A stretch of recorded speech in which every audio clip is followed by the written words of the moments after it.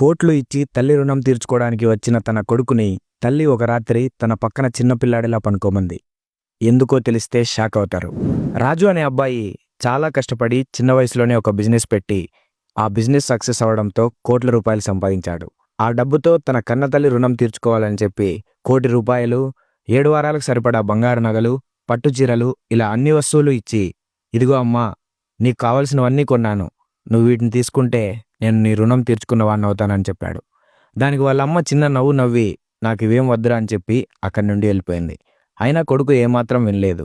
రోజు అదే మాటతో తల్లిని విసిగించాడు. చివరికి అతను పట్టుదల చూడలేక ఆ తల్లి ఒక వింతైన షరతు పెట్టింది.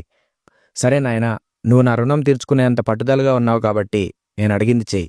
ఈరోజు మీ నాన్న ఊర్లో ఉండరు కదా, రాత్రికి మన ఇద్దరమే ఉంటాం కాబట్టి నువ్వు చిన్నప్పుడులాగా వచ్చి నా పక్కన పడుకో, నా రుణం తీరిపోతుందంది.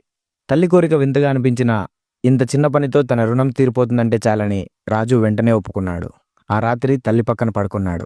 గాఢ నిద్ర పట్టే సమయంలో తల్లి మెల్లగా లేపింది. నాయనా, దాహంగా ఉందిరా, నీళ్ళిస్తావా అంది.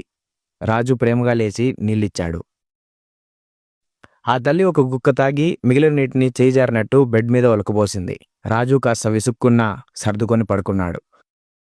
అర్ధరాత్రి దాటాక తల్లి మళ్ళీ లేపింది. కన్నా, మళ్ళీ దాహం వేస్తుంది అంది.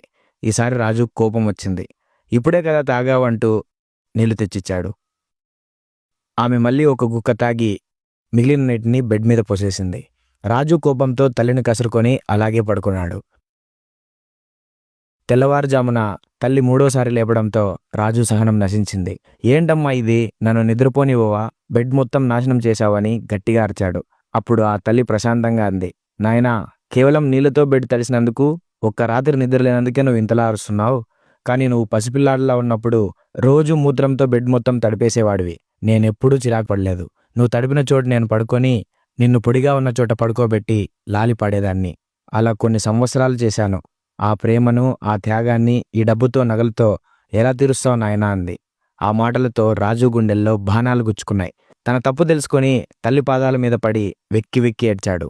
క్షమించమ్మా, తల్లి రుణం తీర్చడం ఈ సృష్టిలో అసాధ్యమని తెలిసిందని వేడుకున్నాడు. ఫ్రెండ్స్, అమ్మ అంటే ఆ దేవుడు మనకిచ్చిన వరం. ఆమె ప్రేమకు మనం వెలకట్టలేం. ఆమె త్యాగానికి రుణం తీర్చలేం. మనం చేయాల్సిందల్లా ఆమెను కంటికి రెప్పలా చూసుకోవడమే. ఈ స్టోరీ వింటున్నప్పుడు ఒక్క క్షణమైనా మీకు మీ అమ్మ గుర్తొచ్చి ఉంటే, ఆమె త్యాగం గుర్తొచ్చి ఉంటే దయచేసి కామెంట్స్లో ఒక్కసారి లవ్ యూ మామ్ అని కామెంట్ చేయండి. ఈ కథ మీ మనసును తాకితే ఈ వీడియోని తప్పకుండా లైక్ చేసి మీ ఫ్యామిలీ అండ్ ఫ్రెండ్స్కి కూడా షేర్ చేయండి. Thank you so much.